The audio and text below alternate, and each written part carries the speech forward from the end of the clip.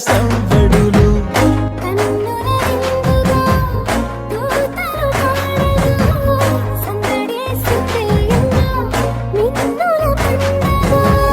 సుక్కల్లో సంద్రుడల్లే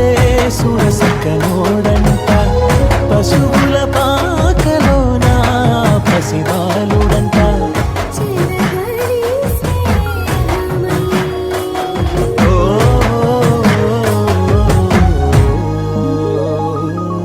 మహారాజు పుట్టాడు